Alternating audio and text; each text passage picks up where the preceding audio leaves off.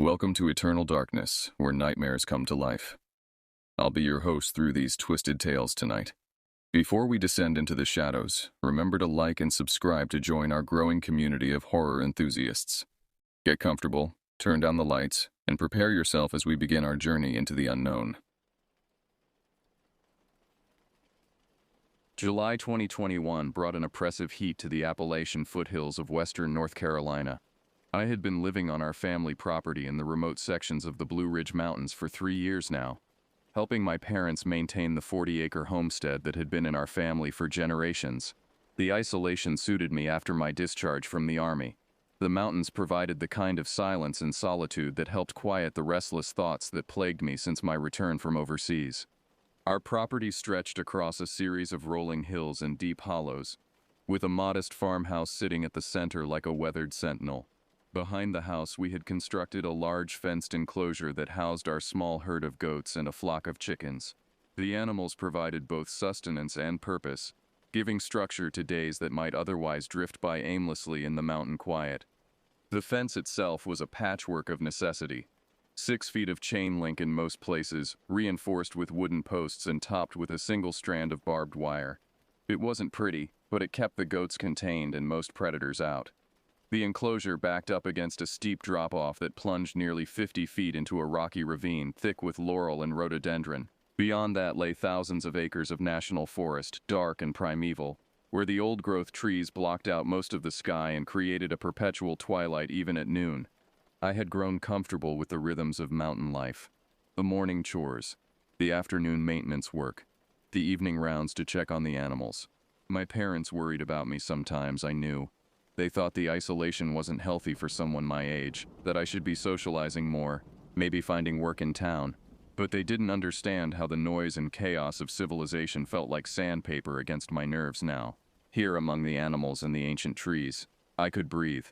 That particular evening in July, the heat had been brutal all day. Even after sunset, the air hung thick and still, pressing down on everything like a suffocating blanket. The goats had been restless throughout the afternoon, clustering in whatever shade they could find and bleating irritably at anyone who came near. I had filled their water troughs twice, trying to keep them comfortable, but nothing seemed to settle them. I had gone out to my truck around 9:30 that evening, needing to retrieve my work gloves from the cab so I could repair a section of fencing that had come loose during the previous week's storm. The vehicle sat in our gravel driveway about 100 yards from the animal enclosure, and as I rummaged through the clutter in the passenger seat, I heard something that made my blood freeze. The sound that reached my ears was unlike anything I had heard in 3 years of living on the mountain. It was the sound of panic, pure, animalistic terror. The goats were screaming, their voices cracking with fear as they crashed against the fence with such force that I could hear the chain link rattling from where I stood. Mixed with their cries was a frantic fluttering and squawking from the chickens, the kind of noise they made when a fox got into the coop. But this was different.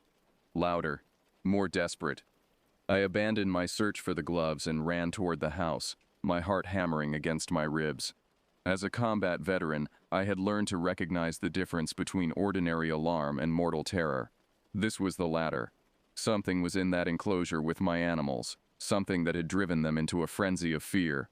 The screen door slammed behind me as I rushed into the house and made a beeline for the gun cabinet in my father's study. My hands shook slightly as I worked the combination, muscle memory from countless training drills warring with the adrenaline coursing through my system. The AR-15 felt familiar and reassuring in my hands as I grabbed it along with a loaded magazine. My mother appeared in the hallway, her face creased with worry. "What's happening out there?" she asked, pulling her robe tight around herself. "Something's got the animals spooked," I said, checking the rifle's action with practiced efficiency. "I'm going to check it out." "Be careful," she called after me. But I was already out the door and jogging across the yard toward the enclosure. The sounds of distress grew louder as I approached. In the pale light cast by the security lamp mounted on the barn, I could see the entire herd of goats pressed against the far side of the pen, as far from the ravine as they could get. They were still bleating and calling, their eyes wide with terror, but they seemed unharmed.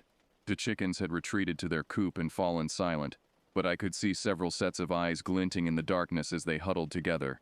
I fumbled with the gate latch, my fingers clumsy with urgency. The metal was warm to the touch from the day's heat, slick with humidity. As the gate swung open, several of the goats tried to push past me, desperate to escape whatever had frightened them. I had to use my body to block their way, speaking in low, calming tones while I moved into the enclosure. "Easy, easy," I murmured, though my own voice sounded strained and artificial. "It's okay now." But I didn't believe my own words. Something was still wrong. I could feel it in the way the night air seemed to press against my skin, in the unnatural stillness that had settled over everything except the animals' continued distress. I moved slowly through the enclosure, the rifle held at the ready, my finger resting against the trigger guard. Years of military training had taught me to trust my instincts, and every instinct I possessed was screaming that I was not alone. The goats followed my movement with their eyes, but they remained clustered together, unwilling to venture more than a few feet from the gate. The enclosure was roughly rectangular, perhaps 60 feet by 40 feet, with the long side running parallel to the ravine. I worked my way along the perimeter, checking each section of fence for damage or signs of intrusion. Everything appeared intact, but the animals' behavior told a different story. Something had been here, something that had terrified them beyond reason. As I approached the section of fence that overlooked the ravine, the hairs on the back of my neck began to rise. The drop-off here was steep and rocky, with the fence line following the edge of the cliff for about 20 feet before turning away from the precipice. It was the most vulnerable part of our perimeter, though I had never worried about it before. Nothing could climb up that sheer rock face. I was wrong. At first, I thought my eyes were playing tricks on me. The D-security light didn't reach this far corner of the enclosure, and the moon was only a thin crescent, casting barely enough light to distinguish shapes from shadows. But as I drew closer, crouching low and moving with the careful steps I had learned in Afghanistan, the shape beyond the fence began to resolve into something that made my mouth go dry with fear. There was a figure crouched just beyond the fence line, perhaps 10 feet from where I stood. It was motionless, almost statue-like, positioned at the very edge of the ravine where the ground dropped away into darkness. At first glance, it might have been a person. The general proportions were human-like, but something about its posture and stillness marked it as fundamentally other. The thing's skin, what I could see of it in the dim light, had an ashen quality that seemed to absorb rather than reflect the meager illumination. It appeared to be naked, its flesh stretched taut over what looked like an unnaturally thin frame. The head was turned away from me, but I could see that it was hairless and oddly shaped, as if the skull beneath had been compressed or elongated. For perhaps 30 seconds, we remained frozen in this tableau, me crouched behind the fence with my rifle, the figure motionless at the edge of the abyss. The only sounds were the continued bleating of the goats behind me, and the distant whisper of wind through the trees far below in the ravine. Then, with a movement so sudden it made me flinch, the thing turned its head toward me. What I saw in that moment will haunt me for the rest of my life. The face that looked back at me was a nightmare fusion of human and something else entirely. The basic structure was recognizably human. 2 eyes, positioned where eyes should be, a mouth in the proper location. But everything else was wrong in ways that my mind struggled to process. The skin was the color of old ash, gray-blue, and mottled like the flesh of something long dead. Where a nose should have been, there were only 2 dark slits that seemed to pulse slightly with each breath. The mouth was a thin line with no visible lips, as if the flesh had been stretched tight across the skull. But it was the eyes that truly terrified me. They were large and round, much larger than human eyes had any right to be, and they glowed with a pale bluish light that seemed to come from within, not the reflective shine of an animal's eyes in lamplight, but something deeper and more unnatural. They held an intelligence that was unmistakably aware, unmistakably focused on me. The hands, God help me. The hands were the worst part. 5 fingers on each hand, but each finger was elongated and ended in what looked like a yellowed claw or talon. The arms appeared to be too long for the body, giving the creature an ape-like proportion that was nonetheless distinctly wrong. For what felt like hours but must have been only seconds, we stared at each other across the fence. I became acutely aware of my own breathing, of the sweat that had broken out across my forehead despite the night air, of the way my hands trembled slightly as I raised the rifle to my shoulder. The creature watched me bring the weapon to bear with what I can only describe as curiosity. Its head tilted slightly to one side, and those awful eyes tracked the movement of the rifle barrel as I aimed it at the center of its chest. There was no fear in its expression, no recognition of the threat I posed. It simply observed as if I were the curiosity in this encounter. My thumb found the safety switch and clicked it off with a sound that seemed thunderously loud in the night silence. At that small mechanical noise, the creature's head snapped upright, and its mouth fell open in what I initially thought was surprise. What came out was the sound that still wakes me up some nights, sweating and gasping for breath. The sound that emerged from that lipless mouth was like nothing in the natural world. It began as a high, keening wail that might have been human, might have been a woman in mortal agony, but it was wrong in pitch and tone. The sound seemed to bypass my ears and strike directly at some primitive part of my brain, the part that recognized the cry of an apex predator. As the wail continued, it began to distort and change, taking on harmonic frequencies that made my teeth ache and my vision blur. It was as if multiple voices were screaming in unison, layered one atop the other until the sound became a wall of anguish and rage that filled the night air. The goats behind me went mad with terror.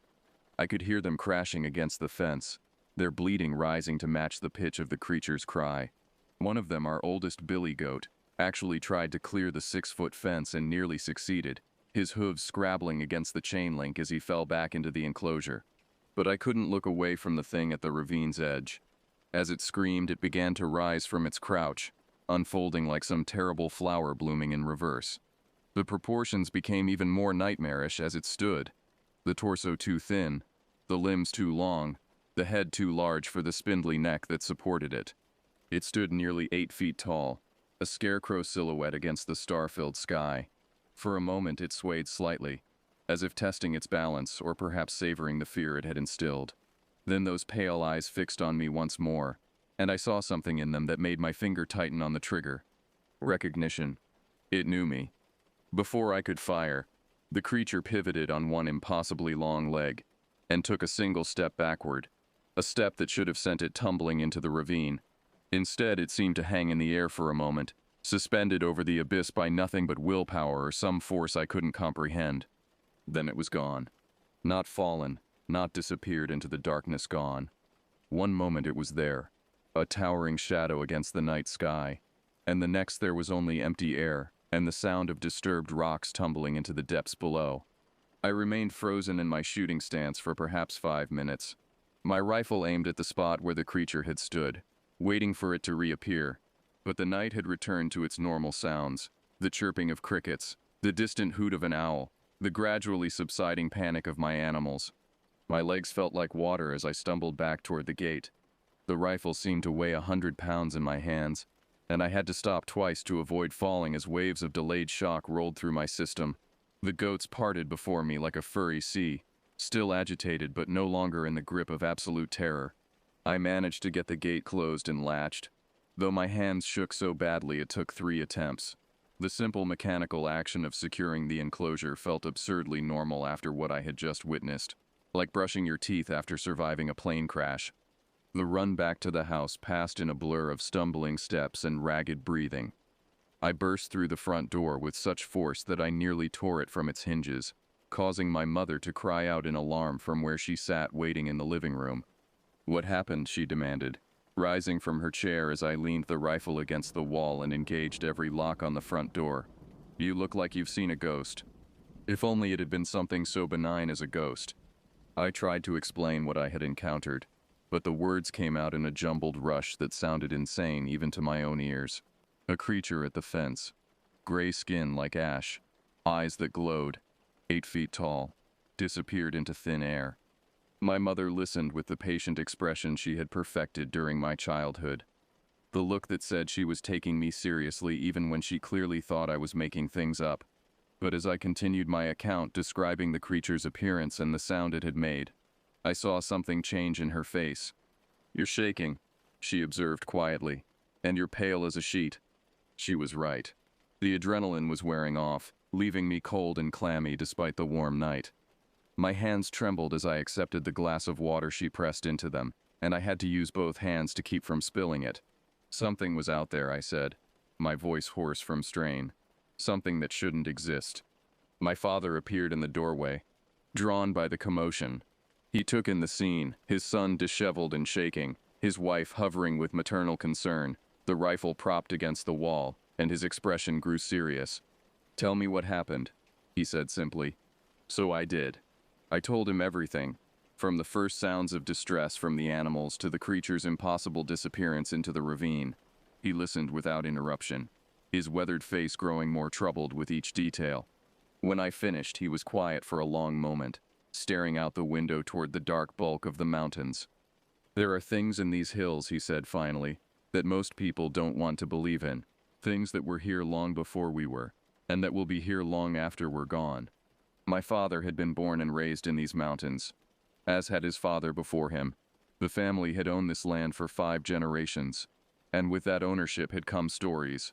Stories that were usually dismissed as folklore, or the products of overactive imaginations. But sitting in our living room that night, with the taste of terror still fresh in my mouth, those stories took on a different weight. Your great-grandfather used to talk about seeing things in the woods, my father continued, settling into his favorite chair with the careful movements of a man whose joints had been worn down by decades of physical labor. Things that looked almost human but weren't. The Cherokee who lived here before us had names for them, warnings about places in the forest where you shouldn't go alone. He gestured toward the window, where the mountains rose like sleeping giants against the star-filled sky. This whole region is honeycombed with caves and hollow spaces. Some of the cave systems go down for miles, connecting to underground rivers and chambers that nobody has ever fully explored. If something wanted to hide, to live without being detected, this would be the perfect place. My mother made a skeptical sound. You're not seriously suggesting that there are unknown species living in the mountains, are you? In this day and age, with satellites and GPS and trail cameras everywhere? I'm suggesting, my father replied carefully, that there are still places on this earth where humans rarely go, and things that most humans wouldn't want to encounter. Just because we've mapped the surface doesn't mean we understand what lies beneath it. He turned to me, his expression grave. The important thing is that you don't go out there alone after dark anymore. Whatever you saw, whatever it was, it's shown interest in our property. That makes it dangerous. I wanted to argue, to insist that I wasn't going to be driven from my own land by some inexplicable encounter. But the memory of those pale, intelligent eyes was too fresh, too vivid. There had been something in that gaze that spoke of hunger, of patience, of a predator evaluating its prey. What about the animals? I asked. If that thing comes back, we'll install motion sensor lights around the perimeter, my father said. And maybe it's time to get a dog, a big one. We spent the rest of the night making plans, discussing practical measures we could take to improve security around the property. But beneath the mundane conversation about lighting and fencing and alarm systems, we all understood the unspoken truth. We had crossed some invisible threshold. The isolation that had once felt peaceful now carried an undertone of menace. As dawn broke over the mountains, painting the sky in shades of pink and gold, I stood at the kitchen window and looked out toward the ravine. In the growing light, everything looked normal and innocent. The fence line was intact. The animals were grazing peacefully, and there was no sign that anything unusual had occurred. But I knew I would never look at those woods the same way again. September brought the first hint of autumn to the mountains, with leaves beginning to turn and a crisp edge to the morning air that promised winter was not far behind. The incident in July had begun to feel distant, like a bad dream that loses its power in daylight. We had installed the motion sensor lights my father had suggested and acquired a German Shepherd mix from the local animal shelter, a dog named Thor who took his guardian duties seriously. Life had returned to something resembling normal. The animals showed no signs of ongoing distress, and I had resumed my evening walks around the property without incident. The rifle still accompanied me on these outings, but more from habit than from any sense of immediate danger. It was during one of these walks that I encountered my old friend Garrett, who had recently inherited a cabin about 2 miles deeper into the mountains. He and several mutual friends had been using it as a weekend retreat, a place to escape the pressures of their jobs in Charlotte and Asheville. You should come up sometime, Garrett suggested as we stood talking beside my truck. We've got a group going up this weekend, and Brad found some kind of old foundation or something about a half-mile from the cabin. We thought we'd check it out. The idea of spending time with friends, of returning to some semblance of normal social interaction appealed to me. The isolation that had once been a refuge was beginning to feel more like a prison, and I realized I missed the easy camaraderie of male friendship. Saturday afternoon found me hiking through the forest with Garrett and 3 other friends. following an overgrown trail that wound its way through dense stands of oak and maple. The foundation Brad had discovered turned out to be the remains of an old homestead, probably dating back to the early 1900s. Stone chimney remnants and the outline of what had once been a small cabin were still visible beneath decades of accumulated leaves and undergrowth. We spent perhaps an hour exploring the site, speculating about who might have lived there and why they had abandoned it. The afternoon was wearing on, and the shadows were growing longer when I suggested we head back to the cabin. "You guys go ahead," Garrett said, crouching beside what looked like an old well foundation. "I want to check this out a little more. I'll catch up." "I'll wait," offered Brad, and the other two friends echoed the sentiment. But I was feeling increasingly uneasy as the light faded. The incident in July had left me with a heightened sensitivity to isolated places after dark, and this abandoned homestead had an atmosphere that made my skin crawl. "I'm going to head back," I announced. "See you guys back at the cabin." The trail back was well marked and easy to follow, even in the growing dusk. I had walked perhaps a quarter mile when I heard my name being called from somewhere behind me. "Hey, wait up." It was Garrett's voice, unmistakably familiar but strange somehow.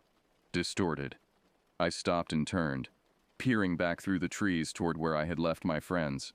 "Garrett?" I called back. The response came from a different direction entirely, from somewhere off to my left where no trail existed. "Over here, come look at this." But it wasn't quite right. The words were Garrett's.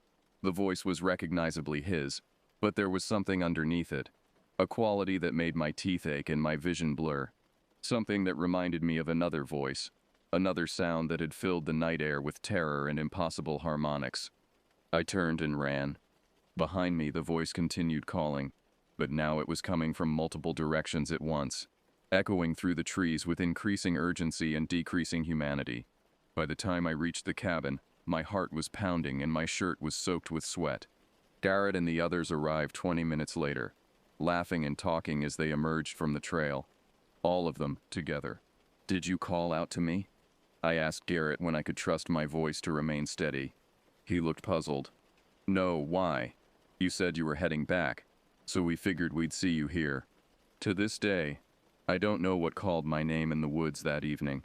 I don't know if it was the same entity I encountered at the ravine, or something else entirely, but I do know that some sounds, once heard, change you forever. They teach you that the world is larger and stranger and more dangerous than you ever imagined. And they teach you that sometimes the smartest thing you can do is run. It has been over a year since that night in July, and I still have no rational explanation for what I saw at the edge of the ravine. I've researched everything I can think of: local folklore, Native American legends, reports of unusual animal sightings in the region. I've found stories that echo elements of my experience, but nothing that provides definitive answers. The Cherokee did indeed speak of creatures that dwelled in the deep places of the earth, beings that were neither human nor animal, but something in between. They warned against venturing alone into certain areas after dark, and they had rituals for protection against what they called the Watchers in the Stone.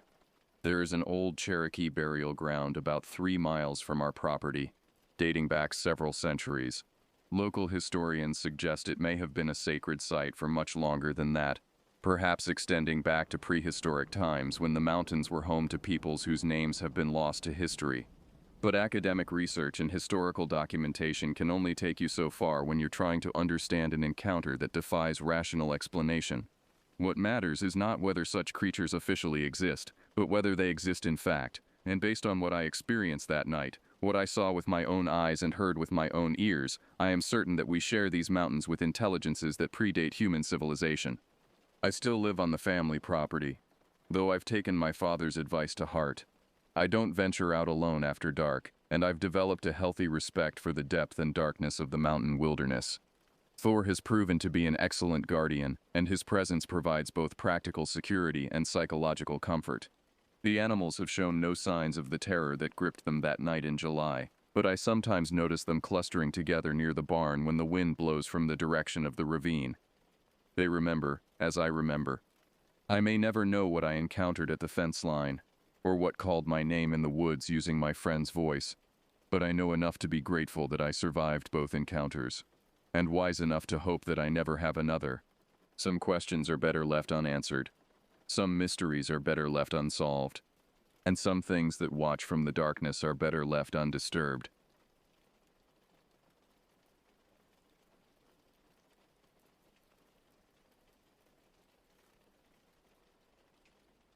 The year was 2018, and I had just turned 13 that March. My cousin Jenny, who was 10 at the time, had come to stay with our family for spring break at our cabin nestled deep in the mountains of northern Colorado. The cabin had been in our family for generations, a rustic two-story structure with weathered wood siding and a wraparound porch that creaked ominously whenever the wind picked up through the towering pines. Those first few days of break had been perfect. Jenny and I spent our mornings exploring the dense woods surrounding the property, building makeshift forts from fallen branches, and skipping stones across the small lake that sat like a mirror reflecting the snow-capped peaks in the distance. The air was crisp and clean, carrying the scent of pine needles and the promise of spring's arrival. Our families had always been close. My Aunt Patricia, Jenny's mother, was my father's younger sister, and every year we looked forward to these spring gatherings at the cabin. The adults would spend their evenings on the porch, sharing stories and sipping coffee while Jenny and I would curl up by the stone fireplace inside, playing card games or reading old books we'd found tucked away in the cabin's dusty corners. But it was on the fourth day of our stay that everything changed. The morning had started like any other. Jenny and I woke early, before the adults, and made ourselves bowls of cereal while planning our day's adventures. The sun streamed through the kitchen windows, casting long shadows across the hardwood floors, and birds chirped cheerfully in the trees outside. "Let's go to that place Dad mentioned yesterday," Jenny suggested between spoonfuls of cereal. "The one with the good pancakes." She was referring to Pine Grove Diner, a small family restaurant about 15 minutes down the winding mountain road from our cabin. My uncle had recommended it the previous evening, claiming they served the best breakfast in 3 counties. The prospect of fluffy pancakes and crispy bacon was too tempting to resist, especially after days of our own amateur cooking attempts. When the adults finally emerged from their bedrooms, yawning and reaching for coffee, we practically bounced with excitement as we shared our breakfast plans. Aunt Patricia laughed at our enthusiasm, ruffling Jenny's already messy blonde hair. All right, she said, still chuckling. "Let me get dressed and we'll head over there. But you two need to brush your teeth first." The drive to Pine Grove Diner wound through some of the most beautiful countryside I'd ever seen. Towering evergreens lined both sides of the narrow road, their branches heavy with remaining patches of winter snow. Occasionally we'd catch glimpses of wildlife, a deer bounding gracefully through the underbrush, or a red-tailed hawk circling overhead against the crystal blue sky. Pine Grove Diner looked exactly like what you'd expect from a mountain restaurant. It was a low rectangular building with knotty pine siding and large windows that offered stunning views of the surrounding wilderness. A hand-painted sign hung from the eaves, depicting a tall pine tree with the restaurant's name carved into the trunk in rustic lettering. The interior was warm and welcoming, with red checkered tablecloths, antler chandeliers, and walls decorated with vintage photographs of the area's logging history. The smell of bacon grease and maple syrup filled the air, making my stomach rumble with anticipation. A cheerful waitress with graying hair and kind eyes seated us at a booth near one of the large windows. Jenny ordered a stack of chocolate chip pancakes while I opted for the lumberjack special.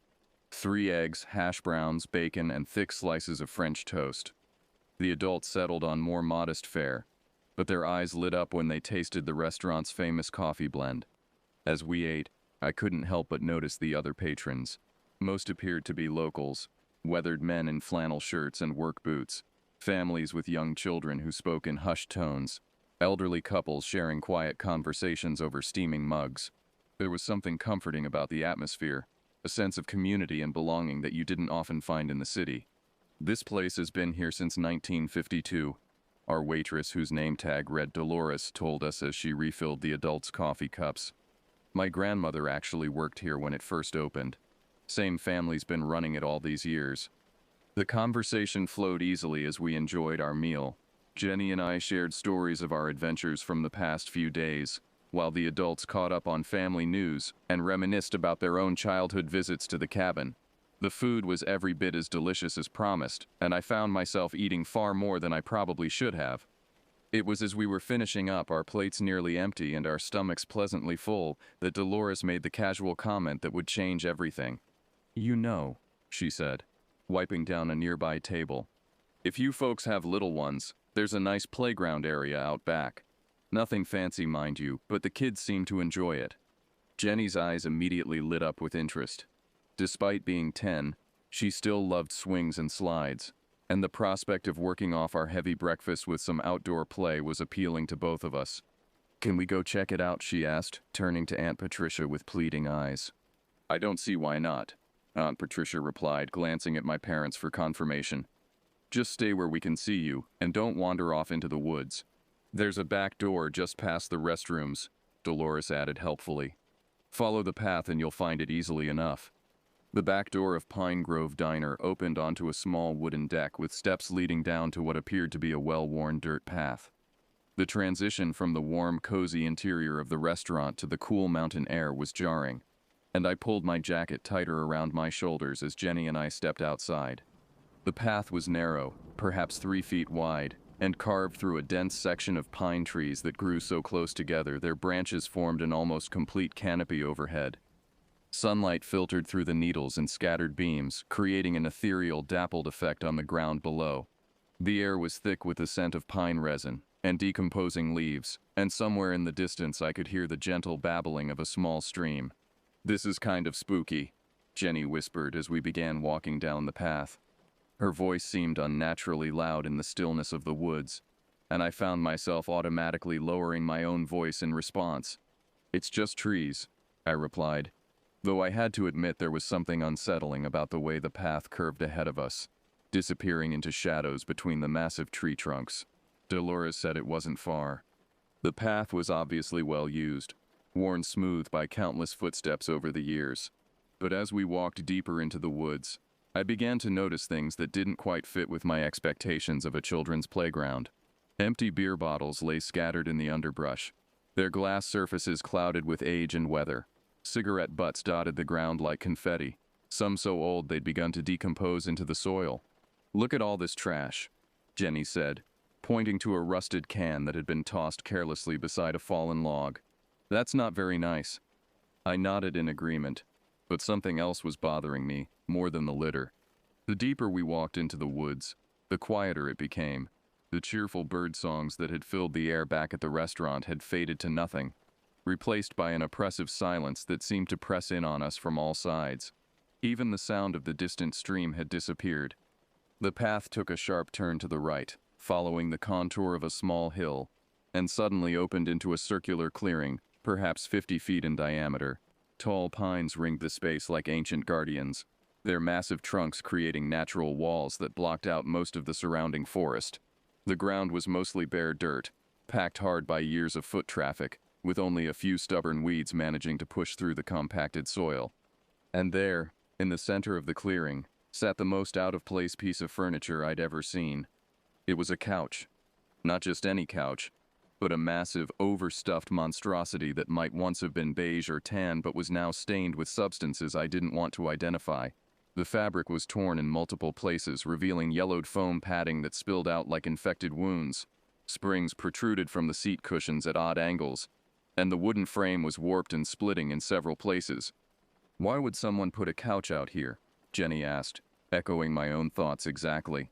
The couch sat at an angle against the base of the largest pine tree in the clearing, as if someone had simply dragged it into the woods and abandoned it.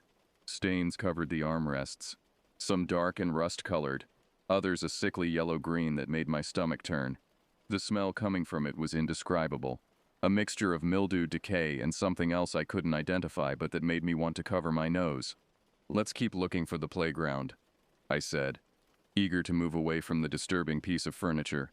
"It's got to be around here somewhere." We circled the clearing, staying close to the tree line, and that's when we found them. At the far end of the space, partially hidden behind a cluster of smaller pines, stood the playground equipment Dolores had mentioned. But calling it a playground was generous in the extreme.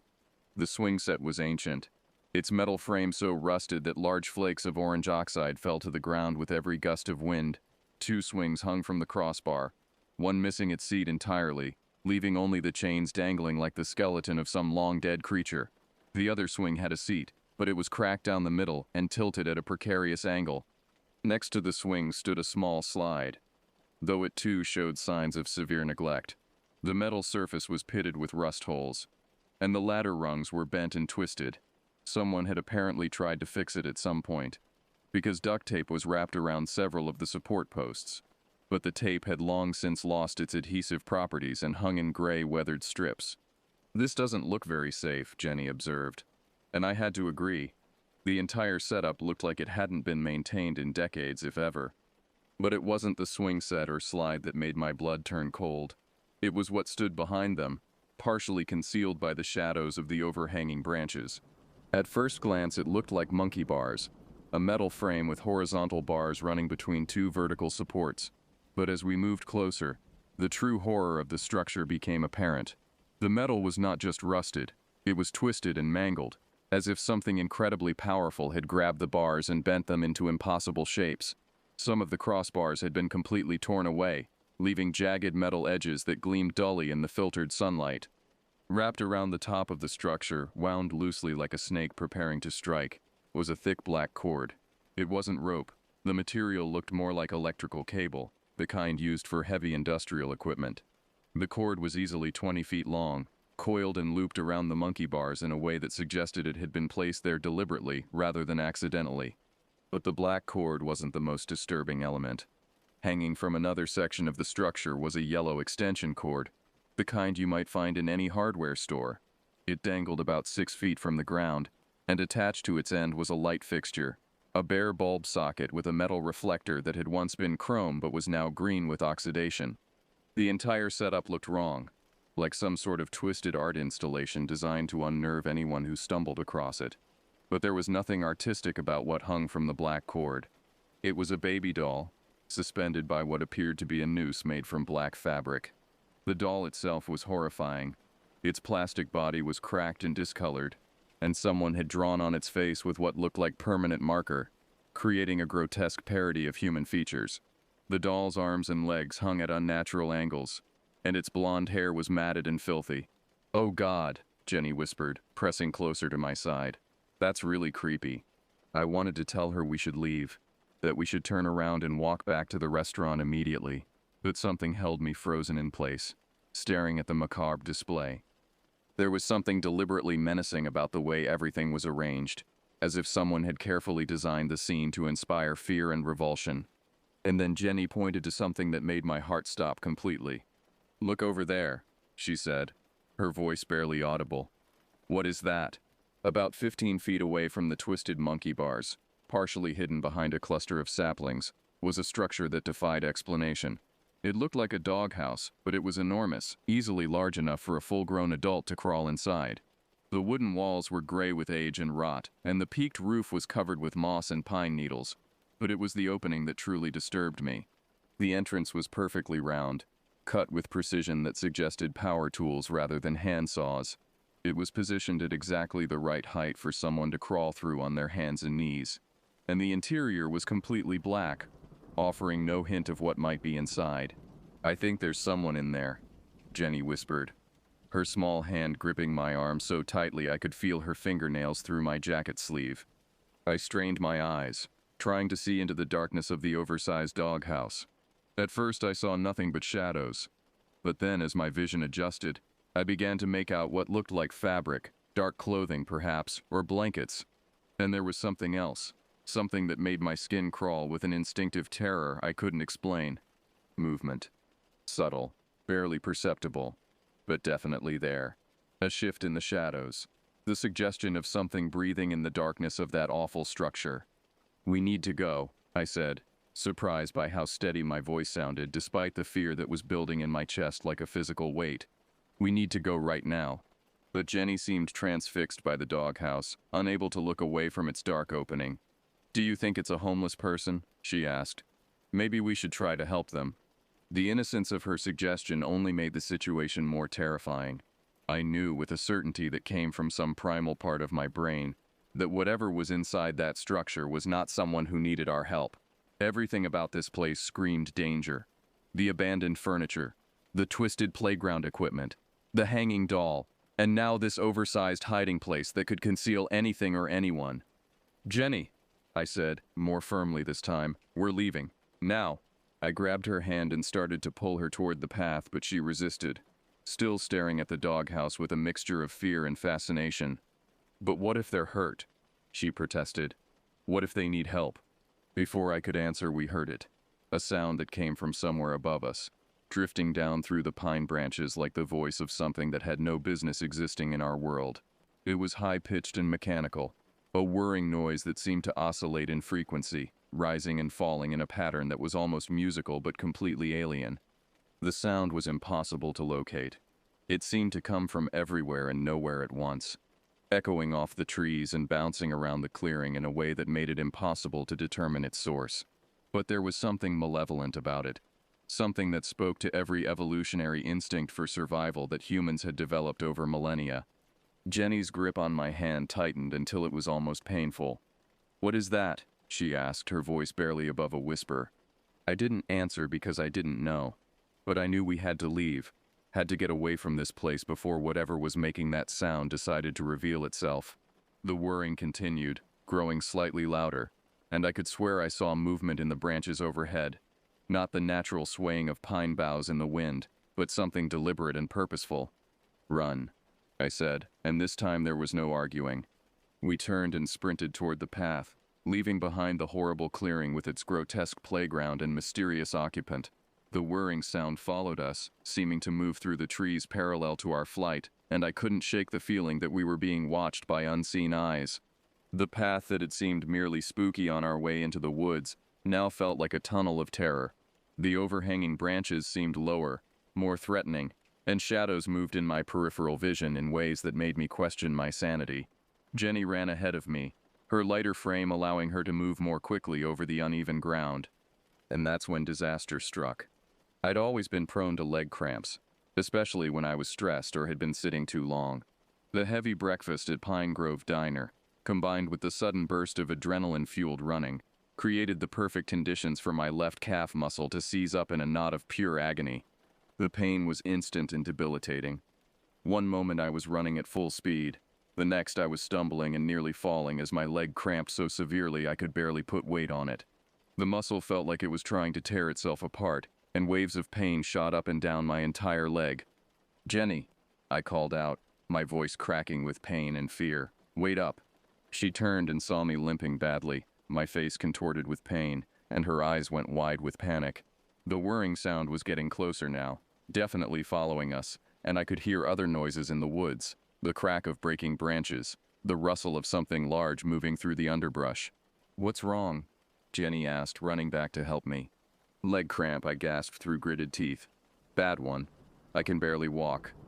The terror in her young face was heartbreaking. She was only 10 years old, and suddenly found herself in a nightmare situation with a cousin who could barely move. But Jenny had always been tough for her age, and she didn't fall apart. "Put your arm around my shoulder," she said, positioning herself on my left side. "We can make it together." So we hobbled down that terrifying path as fast as my injured leg would allow, Jenny supporting as much of my weight as her small frame could manage.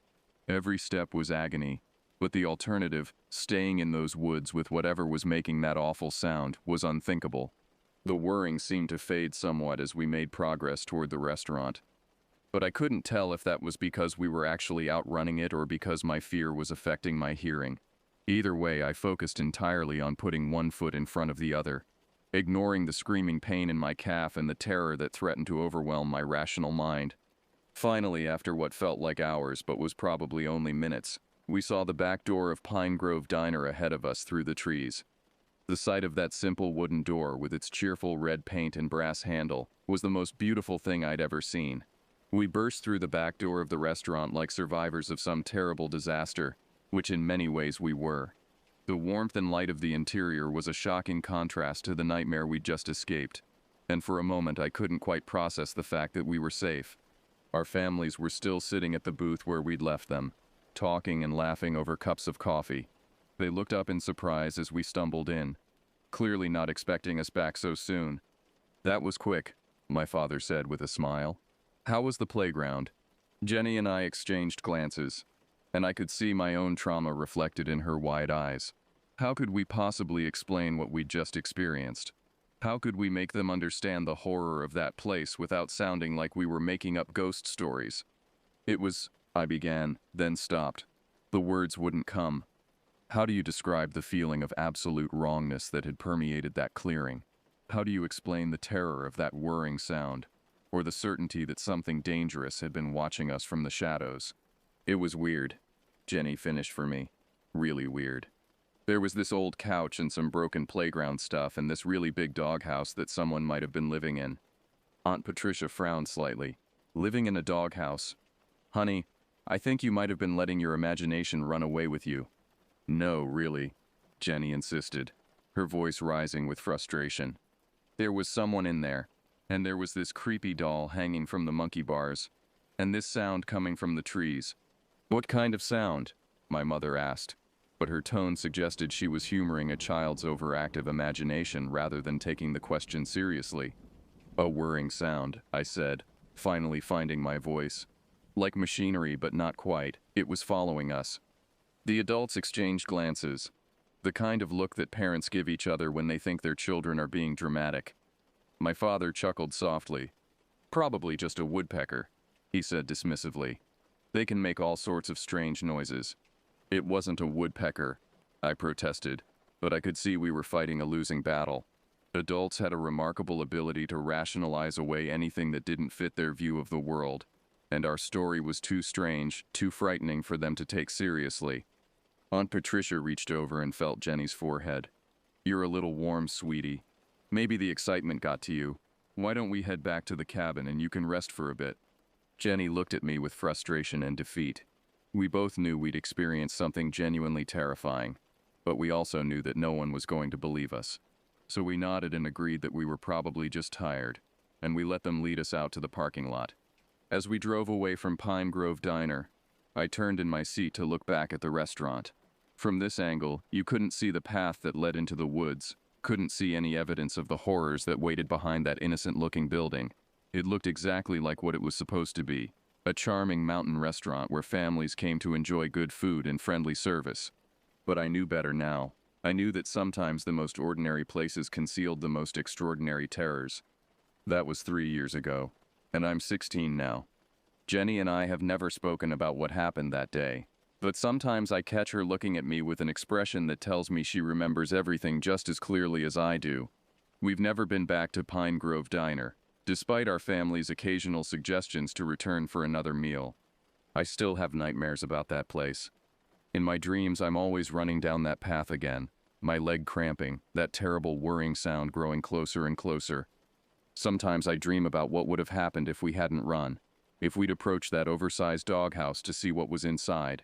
Those are the worst dreams of all, because even my sleeping mind refuses to show me what we might have found in that dark space.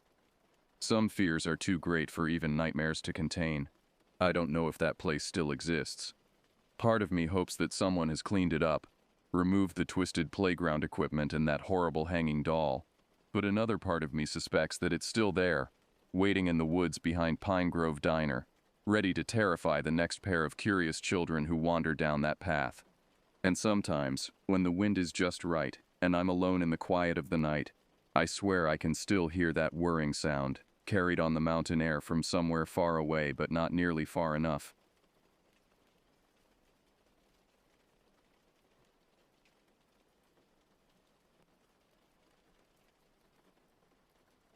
It was the summer of 1995, and we were just a bunch of high school buddies, you know? The kind that had grown up in the same small town, done the same stupid things, gotten into the same kind of trouble. We were all 17, teetering on the edge of adulthood, but still clinging to the invincibility of youth. And then there was that one trip, that one hiking trip that changed everything.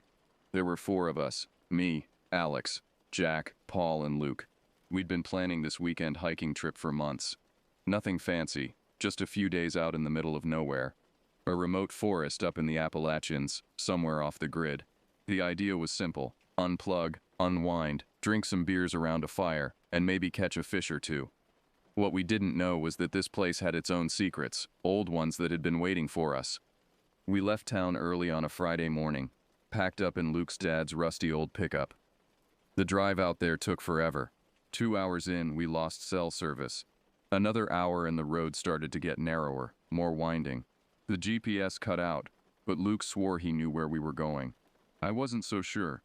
"Dude, are you sure this is the right way?" I asked, peering out the window at the endless sea of trees. Luke just grinned, his eyes fixed on the road ahead. "Trust me, man. My cousin came out here last year. Said it was the best camping spot he'd ever found." Paul leaned forward from the back seat, his voice tinged with excitement. "Yeah. And how many times has your cousin gotten lost in his own backyard?" We all laughed, the sound echoing in the cab of the truck. It was easy to laugh then, when the world still made sense. The trailhead was nothing more than a dirt patch on the side of the road. No signs, no markers, just the start of a path disappearing into the trees. It was perfect, or so we thought. Paul cracked a joke about it being prime horror movie material, but we laughed it off. We were young, stupid, and full of energy. Nothing could touch us. As we shouldered our backpacks and started down the trail, I couldn't shake the feeling that something was off. The forest was quiet, too quiet. I mean, sure, forests are supposed to be peaceful, but this place? It was like the trees were listening. There was no wind, no birds, just the sound of our boots crunching through the leaves. "Hey guys," I said, my voice sounding unnaturally loud in the stillness. "Is it just me, or is it really quiet out here?" Jack glanced around, his brow furrowed. Now that you mention it, yeah, it's pretty dead, weird." Luke just shrugged. "Probably just means we're the only idiots out here. More beer for us, right?" We all chuckled, but it sounded forced. Still, none of us said anything more about it. We just kept walking, pushing deeper into the forest. We set up camp just before sundown near a small creek, the kind of spot that looked untouched by humans.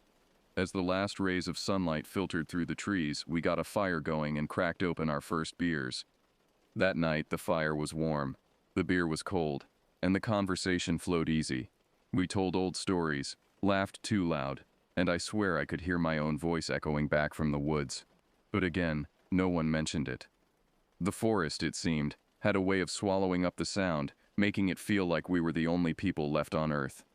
"Remember that time we snuck into Old Man Johnson's orchard?" Jack said, wiping tears of laughter from his eyes. "And Paul got his pants caught on the fence." Paul groaned, but he was grinning.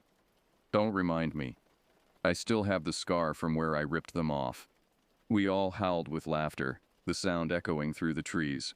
For a moment it felt like we were back home, like this was just another night hanging out in someone's backyard. But then the laughter died down, and the silence of the forest crept back in. It was sometime around midnight when things started to feel off. Jack, always the jokester, was the first to say it. "Hey, did you guys hear that?"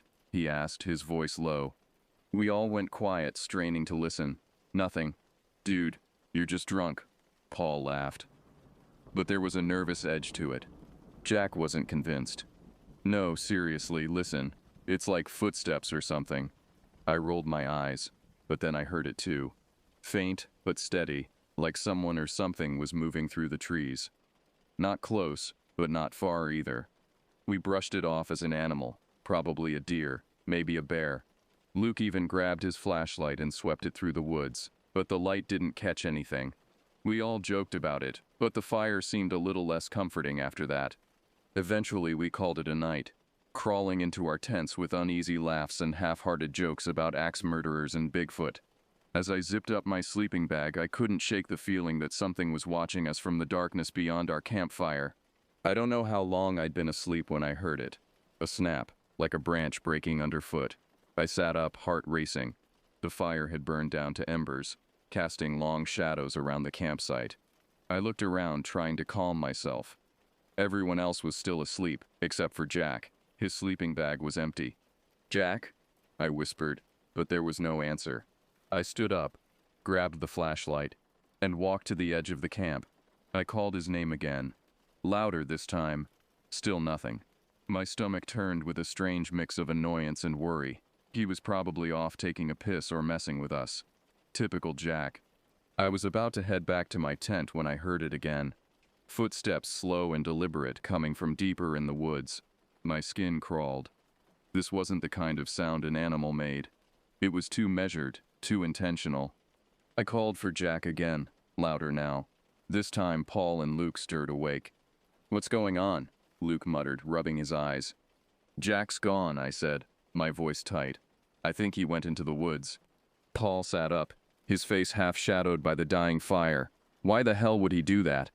Before I could answer, there was a rustling sound from the trees, followed by a sharp, almost metallic click.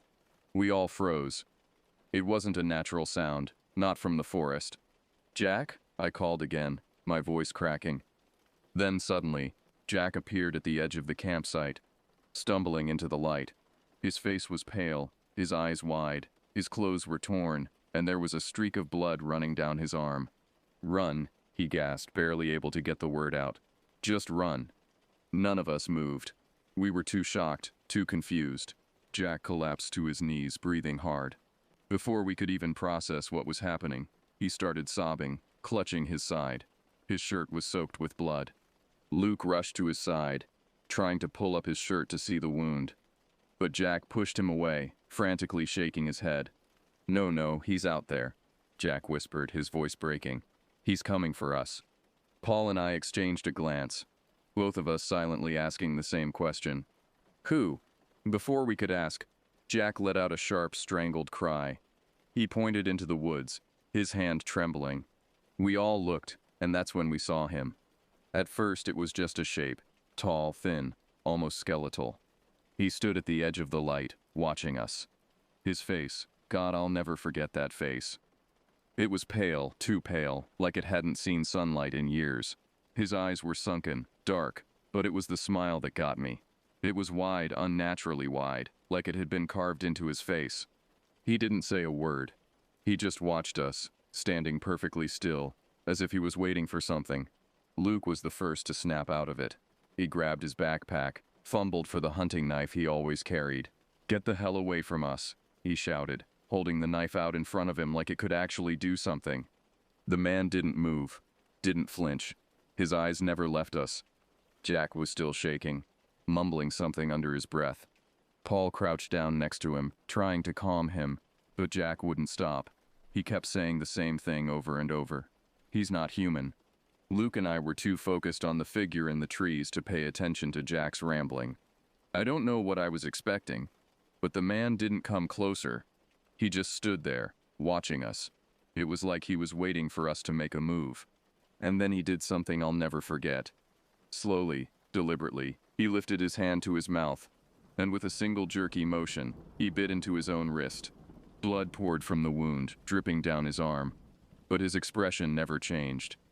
That horrible smile stayed fixed on his face. Luke and I both froze. What the hell were we dealing with?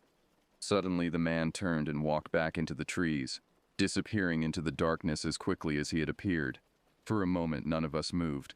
The forest was dead silent again, like nothing had happened. But we knew better. We knew he was still out there, watching. "Pack up," I said, my voice shaking. "We're leaving." Luke didn't argue. None of us did. We threw everything into our bags as quickly as we could, barely stopping to zip them up. Jack was still too weak to stand, so Paul and I helped him to his feet. We didn't even bother trying to find the trail. We just ran, crashing through the underbrush like animals. Every sound, every snap of a branch felt like it was him closing in on us. I could hear Jack's labored breathing behind me, and every now and then he'd let out a low whimper. Paul kept looking over his shoulder, like he was expecting the man to be right behind us. It felt like we ran for hours, but the forest never seemed to end. Every tree looked the same. Every turn took us deeper into nowhere. But we didn't stop, not until we saw the lights, a small cabin tucked away in the trees. The cabin looked abandoned, but we didn't care. We just needed shelter. We burst through the door, slamming it shut behind us. There was no lock, so Luke wedged a chair under the handle. We were all panting, hearts pounding in our chests. Jack collapsed onto the floor, still clutching his side. The cabin was dark, but it didn't matter. We weren't going back outside. For a long time, we just sat there, staring at the door, waiting for it to open, waiting for him to come for us. But he never did. As the adrenaline wore off, the reality of our situation started to sink in. We were lost in the middle of nowhere, with no idea which direction would lead us back to civilization. Jack was hurt, possibly seriously.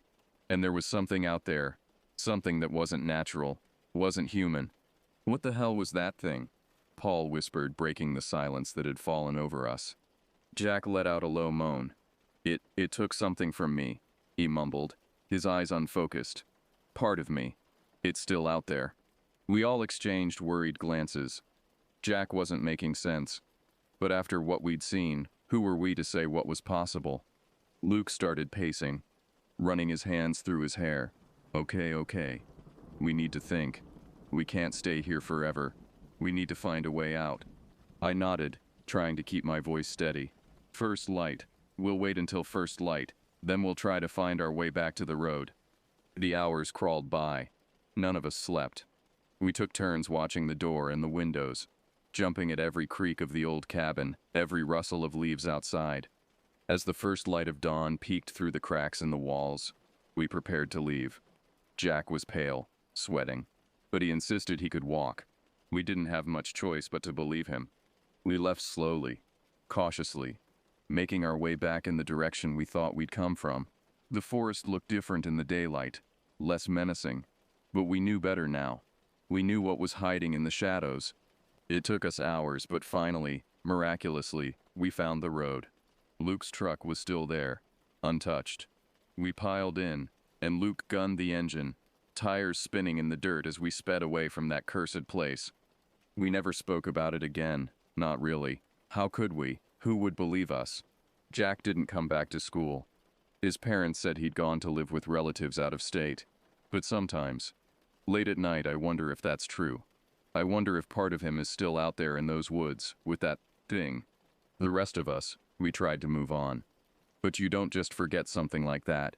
It changes you, knowing that there are things out there that can't be explained, things that shouldn't exist. Sometimes when I'm alone in the dark, I swear I can hear footsteps, slow and deliberate, and I see that smile, that impossibly wide smile, carved into a face too pale to be human. We were just a bunch of high school buddies, you know? We thought we were invincible. But that summer in those woods, we learned the truth. There are some places man was never meant to go, some secrets that should stay buried. And sometimes the monsters are real.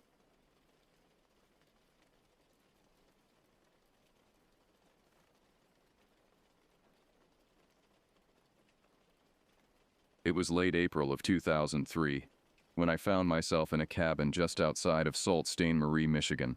I'd come to the woods for a break from my job in Chicago, where I worked as a software engineer. I wasn't your typical city guy, though. Grew up in a small town, spent most of my teenage years hunting with my dad, and had always preferred the quiet of the outdoors to the constant noise of the city. The cabin was old, built in the 1950s, with creaky floorboards and the smell of pine and wood smoke clinging to everything. I rented it from an old friend who'd moved to California years ago and hadn't bothered to visit it since. He told me to expect some quirks. The plumbing was old, the heating unreliable, but I didn't mind. All I wanted was some time alone, to think, to breathe. As I pulled up to the cabin in my beat-up Honda Civic, the gravel crunching under the tires, I couldn't help but feel a sense of relief wash over me. The past few months in Chicago had been brutal. Long hours at the office, endless meetings, and the constant pressure to meet deadlines. Here, surrounded by towering pines and the gentle lapping of Lake Superior in the distance, I felt like I could finally exhale. The cabin itself was nothing special, a simple A-frame structure with a small porch out front. The dark wood exterior had seen better days, with patches of moss growing on the north-facing side. I grabbed my duffel bag from the trunk and made my way inside, the old key turning stiffly in the lock. The interior was just as rustic as I'd expected.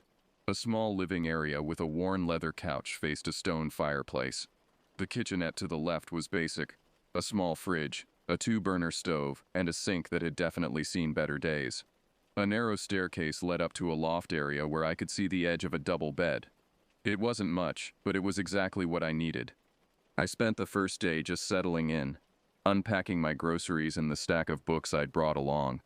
There was no TV, and my phone barely had a signal, which suited me just fine. I'd brought my laptop, but I'd promised myself I wouldn't check my work email.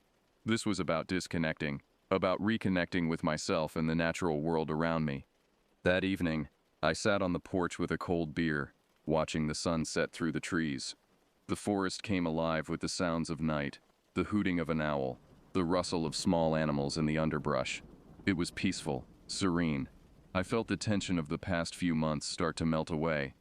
The next morning I woke early, the sunlight streaming through the small windows of the loft.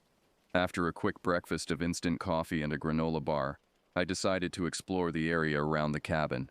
The air was crisp, with just a hint of the coming summer. I followed a narrow trail that wound its way through the woods, occasionally stopping to admire a particularly impressive tree or to watch a chipmunk scurry across my path. About a mile from the cabin, I came across a small stream. The water burbled over moss-covered rocks, creating a soothing white noise that seemed to wash away any lingering thoughts of work or the city. I sat on a fallen log, pulled out the paperback I'd brought along, a well-worn copy of Thoreau's Walden, and lost myself in the words and the wilderness around me. It was late afternoon by the time I made my way back to the cabin. As I approached, I noticed something odd. The door, which I was certain I'd closed, was slightly ajar. A chill ran down my spine despite the warmth of the day. I approached cautiously, straining my ears for any sound of an intruder. The cabin was empty, but things weren't quite as I'd left them. My duffel bag, which I'd left at the foot of the bed in the loft, was now on the couch.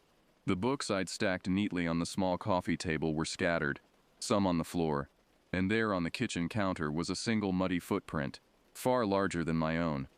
I stood there for a long moment, my heart pounding in my chest. Had someone broken in? But nothing seemed to be missing. My wallet, which I'd foolishly left on the nightstand, was untouched. My laptop was still in its bag. It didn't make sense. I considered calling the local police, but what would I tell them? That someone had come into the cabin, moved my things around, and left without taking anything. And even if I wanted to, my phone still had no signal. I was on my own. That night, I double-checked every window, every door. I even dragged the heavy wooden chair from the kitchenette and propped it under the doorknob, an old trick I'd learned from my paranoid uncle years ago.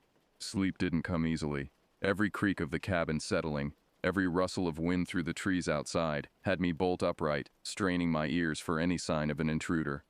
The third day dawned gray and overcast, a light drizzle tapping against the roof of the cabin. I'd managed to doze off sometime in the early hours of the morning, and I woke feeling groggy and on edge. The events of the previous day felt somehow distant, like a half-remembered dream. In the light of day, I almost managed to convince myself that I'd imagined it all. The open door, the moved belongings, the muddy footprint. Almost. I spent most of the day inside, alternating between reading and staring out the window at the misty woods beyond. As evening approached, the rain let up, and I decided to step out onto the porch for some fresh air. The forest was eerily quiet, the usual chorus of birds and insects muted by the recent rainfall. That's when I heard it. A crash in the woods, like something heavy falling or being thrown. At first I thought it might be a tree limb, weakened by the rain and finally giving way. But then I heard it again, closer this time, and again closer still. Whatever was making the noise, it was big, much bigger than any deer or bear I'd encountered in my years of hunting. And it was moving with purpose, heading straight for the cabin. I hurried inside, my heart racing. I grabbed the hunting knife I'd brought along, more out of habit than any expectation of needing it, and stood by the window, peering out into the gathering darkness. For a long moment there was nothing, just the soft patter of raindrops on leaves, and the pounding of my own heart in my ears. Then, at the edge of the clearing, something moved. At first I couldn't make sense of what I was seeing. It was like my brain couldn't process the information my eyes were sending it. The shape was all wrong. Too big to be a bear, too misshapen to be any animal I'd ever encountered. It moved on all fours, but its gait was uneven, almost lurching, and its eyes, God, its eyes. They reflected the faint porch light like twin flames in the darkness. I stood there frozen, as the thing made its way across the clearing towards the cabin. It moved slowly, almost cautiously, its massive head swinging from side to side as if scenting the air. As it got closer, I could make out more details, each one more horrifying than the last. Its body was covered in a thick, matted fur, but patches were missing, revealing skin that looked wrong. Too smooth in some places, ridged and scarred in others. Its front limbs ended in massive curved claws that dug into the soft earth with each step. But it was the face that truly chilled me to my core. It was like someone had tried to create a bear from description alone and gotten everything subtly, terrifyingly wrong. The snout was too long, the teeth too numerous and sharp, and those eyes, they held an intelligence that no animal should possess. The creature stopped about 20 feet from the cabin, its head raised, staring directly at me through the window. I don't know how long we stood there, locked in that moment. It could have been seconds or hours. Then, slowly, deliberately, it opened its mouth. What came out wasn't a roar or a growl. It was a sound I'd never heard before and hope never to hear again. A low guttural noise that seemed to vibrate in my very bones. And then, as suddenly as it had appeared, it turned and lumbered back into the woods, leaving nothing but massive, misshapen footprints in the muddy ground. I didn't sleep that night. I sat in the old armchair, my hunting knife in one hand, a flashlight in the other, jumping at every sound. As the first light of dawn began to filter through the trees, I made a decision. I was leaving. Whatever that thing was, whatever was happening in these woods, I wanted no part of it. I threw my belongings haphazardly into my duffel bag, not bothering to fold anything. As I was loading up my car, I noticed something that made my blood run cold. There, in the mud by the porch steps, was a single footprint. It matched the ones I'd seen the creature leave the night before. But this one was facing the cabin, not away from it. The thing had come right up to the porch while I was inside. I got in my car and drove, not even bothering to lock up the cabin behind me.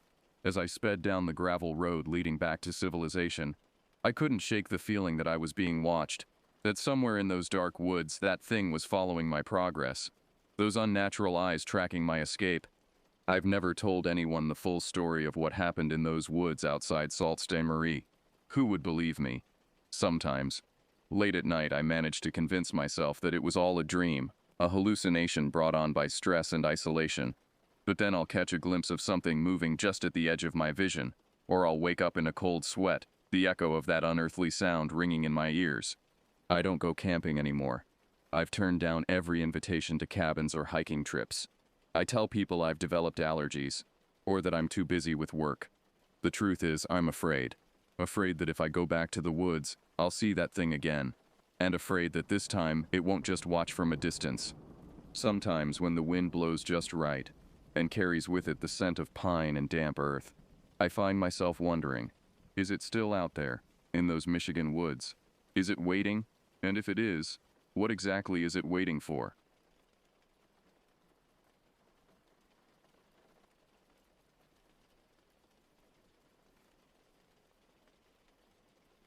The incessant honking of car horns and the relentless chatter of millions of voices had finally taken their toll on me. As I sat in my cramped studio apartment in downtown Seattle, staring at the glowing screen of my laptop, I couldn't shake the feeling that I was slowly suffocating under the weight of urban life. The walls seemed to close in around me, a metaphorical representation of the stress that had been building up over months of grueling work and sleepless nights. It was in this state of near desperation that I remembered a conversation I'd had with my coworker, Sarah.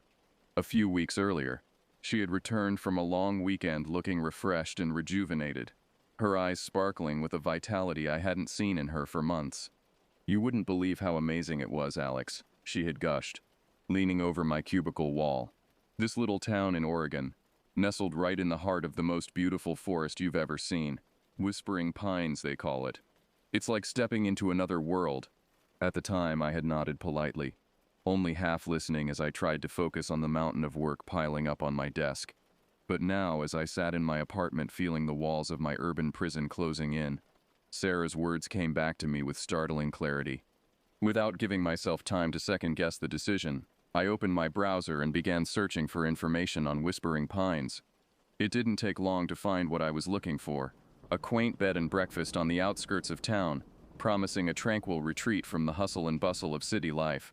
The photos showed a charming wooden structure surrounded by towering pines, their branches reaching toward a sky so blue it almost looked unreal. I didn't hesitate. Within minutes, I had booked a room for an extended weekend in September, when I knew the summer crowds would have thinned out but the weather would still be pleasant. As I clicked the confirm reservation button, I felt a weight lift from my shoulders. For the first time in months, I had something to look forward to. A chance to escape, to breathe, to remember what it felt like to exist without the constant pressure of deadlines and expectations. The weeks leading up to my trip passed in a blur of anticipation. I found myself daydreaming about long hikes through sun-dappled forests, evenings spent reading by a crackling fireplace, and mornings waking up to the sound of bird song instead of blaring car alarms. By the time September rolled around, I was more than ready for my adventure. The drive from Seattle to Whispering Pines took about 5 hours, but it felt like a journey to another world.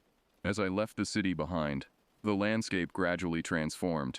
Towering skyscrapers gave way to rolling hills, which in turn yielded to dense forests of pine and fir. The air grew cleaner, crisper, filled with the scent of evergreens and wild herbs. It was late afternoon when I finally turned onto the narrow road leading into Whispering Pines. The town itself was smaller than I had imagined, a collection of rustic buildings clustered around a quaint main street. As I drove slowly through, I noticed a few locals going about their business, offering friendly waves as I passed. The bed and breakfast, Pinecrest Lodge, was exactly as it had appeared in the photos. A large 2-story log cabin set back from the road, surrounded by a sea of green. As I pulled into the gravel driveway, the front door opened, and a woman stepped out onto the porch.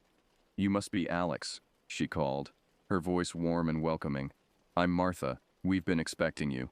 I climbed out of my car, stretching my legs after the long drive. "It's nice to meet you, Martha. This place is beautiful." Martha beamed with pride. "Thank you, dear. We do our best to keep it that way. Come on in, and I'll show you to your room. You must be tired after your journey." As I followed Martha into the lodge, I couldn't help but feel a sense of peace wash over me. The interior was just as charming as the exterior, with polished wooden floors, comfortable-looking furniture, and a large stone fireplace dominating one wall of the common area. My room was on the second floor, a cozy space with a queen-sized bed, a writing desk by the window, and a small and sweet bathroom. But it was the view that took my breath away. The window overlooked the forest, an endless expanse of green stretching as far as the eye could see. "Dinner's at 7 if you'd like to join us," Martha said as she handed me the key. "We've got a few other guests staying, and it's always nice to share a meal and get to know each other." I thanked her and promised to be down for dinner. As soon as she left, I flopped onto the bed, feeling the tension of the past few months begin to melt away. The quiet was almost startling after so long in the city. No traffic noise, no sirens, just the gentle rustling of leaves in the breeze. I must have dozed off because the next thing I knew, the light had changed, taking on the golden hue of early evening. A glance at my watch told me it was nearly 7, so I quickly freshened up and made my way downstairs. The dining room was a warm, inviting space with a large oak table that could easily seat a dozen people. Martha was bustling about, setting out plates and cutlery, while a man I assumed was her husband was bringing in steaming dishes from the kitchen. "Ah, Alex," Martha smiled as she saw me. Come in. Let me introduce you to our other guests." There were 4 other people already seated at the table. An elderly couple, introduced as the Johnsons, who were celebrating their 50th wedding anniversary with a trip through the Pacific Northwest. A middle-aged woman named Linda, an artist from Portland who had come to Whispering Pines for inspiration. And finally, a man about my age named Tom, who, like me, had come seeking a break from city life. As we ate, a delicious meal of roast chicken, vegetables from Martha's garden, and homemade apple pie for dessert, conversation flowed easily. The Johnsons regaled us with stories from their long marriage. Linda spoke passionately about her art, and Tom and I compared notes on our respective city lives and what had brought us to this quiet corner of Oregon. It was well past 10 by the time we finished our meal and retired to our rooms. As I lay in bed that night, listening to the gentle whisper of the wind through the pines, I felt more relaxed than I had in years. Little did I know that this sense of peace was about to be shattered in the most horrifying way imaginable. The next few days passed in a blissful haze of relaxation and exploration. Each morning, I woke to the sound of birdsong and the smell of fresh coffee wafting up from the kitchen. After a hearty breakfast shared with the other guests, I would set out to explore the town and its surroundings. Whispering Pines, I discovered, was a place that seemed to exist in a bubble, untouched by the frantic pace of the outside world. The locals were friendly and unhurried, always ready with a smile or a bit of local gossip.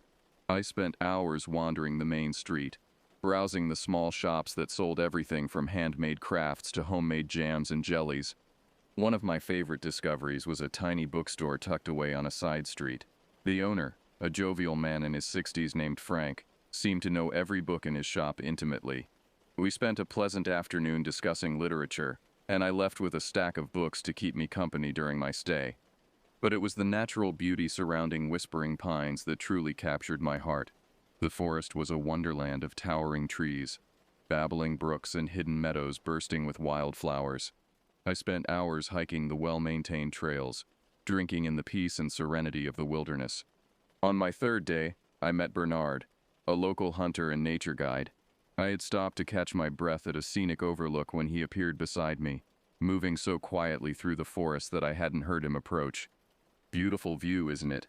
he said, startling me out of my reverie. I turned to find a man in his late 50s, with weathered features and keen eyes that seemed to take in everything around us. He introduced himself as Bernard, and upon learning that I was a visitor, offered to show me some of the less well-known trails. Over the next couple of days, Bernard became my unofficial guide to the wilderness around Whispering Pines. He was a wealth of knowledge about the local flora and fauna, pointing out plants I would have overlooked and teaching me to recognize animal tracks. "You've got to respect the forest," he told me, as we rested by a crystal-clear stream on our second hike together. "It's beautiful, sure, but it can be dangerous if you're not careful. Always be aware of your surroundings, and never underestimate the wild." I nodded, absorbing his words. At the time, I thought he was just being cautious, warning a city dweller about the usual dangers of the wilderness. Getting lost, encountering a bear, that sort of thing. I had no idea how prophetic his warning would prove to be. As the days passed, I felt myself unwinding, the stress and tension of city life melting away like morning mist under the warm sun. I slept better than I had in years, lulled to sleep each night by the gentle whisper of wind through the pines. My dreams were filled with images of sunlit glades and starry skies, unsullied by the harsh glare of city lights. It wasn't until my fourth day in Whispering Pines that the first hints of unease began to creep in. I had decided to take a solo hike that afternoon, feeling confident enough in my newfound wilderness skills to venture out on my own. The day was perfect. Warm sunshine, a gentle breeze, and a sky so blue it almost hurt to look at. I set out after lunch, my backpack loaded with water, snacks, and my camera. The trail I had chosen was one Bernard had mentioned but hadn't shown me yet. A bit more challenging than the others, he'd said, but with some spectacular views if you were willing to put in the effort. For the first couple of hours, the hike was everything I had hoped for. The trail wound through dense forest, occasionally opening up to reveal breathtaking vistas of the surrounding mountains. I took my time, stopping often to snap photos or simply to stand in awe of the natural beauty around me. It was late afternoon when I reached a particularly picturesque spot. The trail had emerged from the forest into a small clearing, offering a panoramic view of the valley below. I paused to catch my breath and take a few photos, marveling at how the setting sun painted the landscape in hues of gold and amber. As I lowered my camera, something caught my eye at the edge of the clearing. At first, I thought it was just a pile of leaves or debris blown there by the wind. But as I looked closer, a chill ran down my spine. What I had mistaken for forest detritus was actually a heap of tattered clothing. Curiosity overrode my initial sense of unease, and I approached the pile cautiously. As I drew closer, the true horror of what I was seeing began to dawn on me. The clothing was not just tattered, it was shredded, as if something had torn at it with incredible force. And surrounding the torn fabric was a dark stain that I realized, with a sickening lurch in my stomach, was dried blood. My hand shaking, I reached out to touch the fabric, only to recoil in horror as my fingers brushed against something hard and white beneath the cloth. With a rising sense of panic, I realized I was looking at bones, human bones, picked clean and partially crushed. The peaceful serenity of the forest suddenly seemed oppressive, the lengthening shadows taking on a menacing quality. My mind raced, trying to make sense of what I was seeing. What kind of animal could have done this? A bear, perhaps. But even as I thought it, I knew that this was no ordinary animal attack. The violence of the scene before me spoke of a savagery that went beyond simple predation. My first instinct was to call for help. But as I fumbled for my phone, I realized with growing dread that I had no signal. I was alone in the wilderness, miles from town, with night falling and the evidence of some horrific tragedy at my feet. Panic threatened to overwhelm me, but I forced myself to take deep breaths, trying to think rationally. I needed to get back to town, to report what I had found. But the thought of navigating the trail in the growing darkness filled me with terror. What if whatever had done this was still out there, waiting in the shadows? With one last horrified glance at the grisly scene, I turned and began to make my way back down the trail as quickly as I dared. Every snapping twig, every rustle of leaves sent a jolt of fear through me. The forest, which had seemed so welcoming just hours before, now felt oppressive and threatening. It was fully dark by the time I stumbled back into town, my clothes torn from my headlong rush through the underbrush, my face scratched and my lungs burning. I made my way directly to the small police station, bursting through the door and startling the lone officer on duty. "Whoa there, son," the officer said, rising from his desk with a concerned look. "What's got you in such a state?" Between gasps for breath, I managed to relay what I had found. The officer, a middle-aged man named Deputy Collins, listened with growing concern. He asked me to repeat certain details, his frown deepening with each retelling. "Are you sure about what you saw?" he asked finally.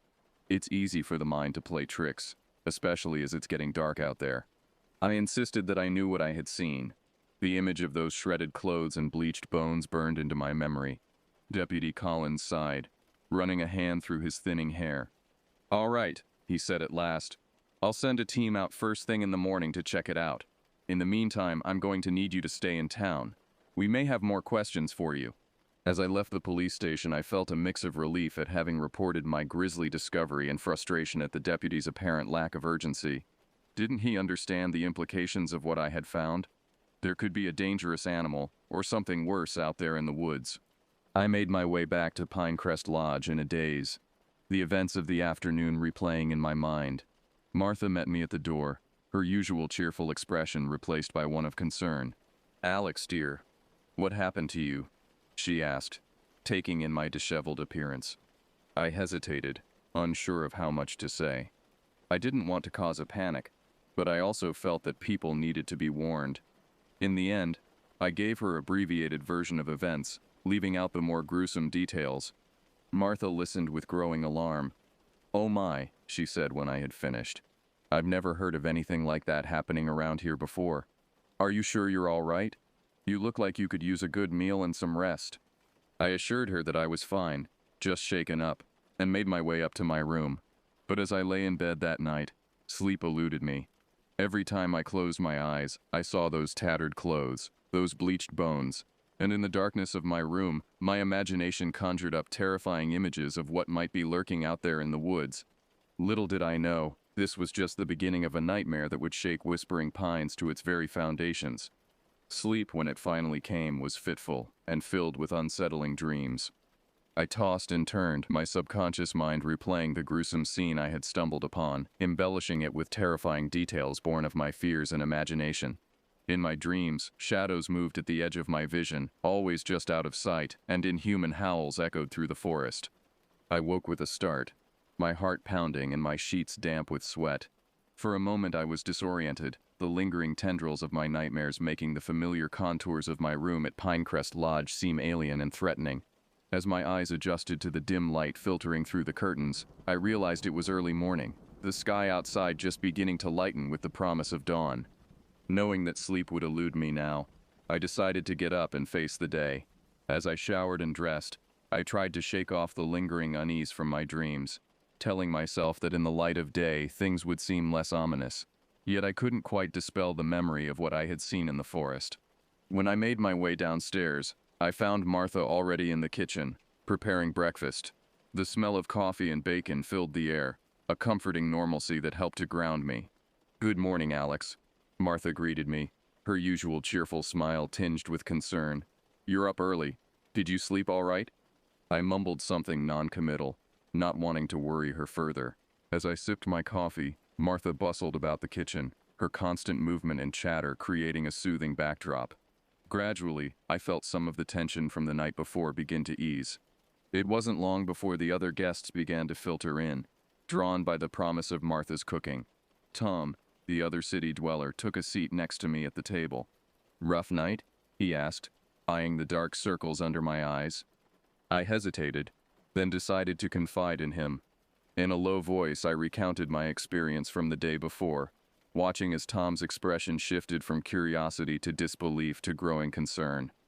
"That's intense," he said when I had finished. "Are you sure about what you saw? I mean, it could have been an animal attack, right?" I shook my head. "You didn't see it, Tom. This was something else. Something worse." Our conversation was interrupted by the arrival of Deputy Collins. He entered the dining room with a grim expression, his eyes scanning the room until they landed on me. "Mr. Hamilton," he said, approaching our table, "I'm going to need you to come down to the station. We've got some questions about your discovery yesterday." A hush fell over the room as the other guests turned to stare. I could feel their curious gazes on my back as I followed Deputy Collins out to his patrol car. The ride to the police station was tense and silent. Deputy Collins seemed lost in thought, his usual affable demeanor replaced by a worried frown. When we arrived, he led me to a small interview room and closed the door behind us. "All right, Mr. Hamilton," he said, taking a seat across from me. "I need you to tell me everything you saw yesterday. Every detail, no matter how small or insignificant it might seem." For the next hour, I recounted my experience, describing the scene in the clearing with as much detail as I could remember. Deputy Collins listened intently, occasionally interrupting to ask for clarification or additional details. When I had finished, he leaned back in his chair with a heavy sigh. "We sent a team out to the location you described this morning," he said. They found evidence that corroborates your story." A chill ran down my spine. "What kind of evidence?" I asked, not sure I wanted to know the answer. Deputy Collins hesitated, then seemed to come to a decision. "I'm going to level with you, Mr. Hamilton. We found blood, a lot of it, and remains. Human remains. But by the time we got there, most of the evidence had been disturbed. Tracks all around the area, but nothing we could make sense of. It's like nothing I've ever seen before." The implications of what he was saying hit me like a physical blow. "So you believe me? About it not being a normal animal attack?" "I don't know what to believe," Deputy Collins admitted. "But I know something's not right. We've called in help from the state police, but until they arrive, we're keeping this quiet. Don't want to cause a panic." As I left the police station, my mind was reeling.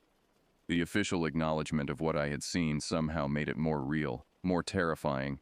The peaceful facade of Whispering Pines suddenly seemed fragile, a thin veneer hiding something dark and dangerous. The rest of the day passed in a blur. I wandered the streets of the town, seeing it with new eyes.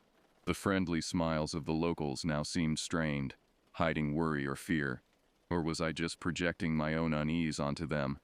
As evening approached, I found myself drawn to the local bar, seeking some form of distraction or comfort. The place was busier than I had seen it before, a low murmur of conversation filling the air. I took a seat at the bar, ordered a whiskey, and tried to lose myself in the ambient noise. It was there that I overheard a conversation that made my blood run cold.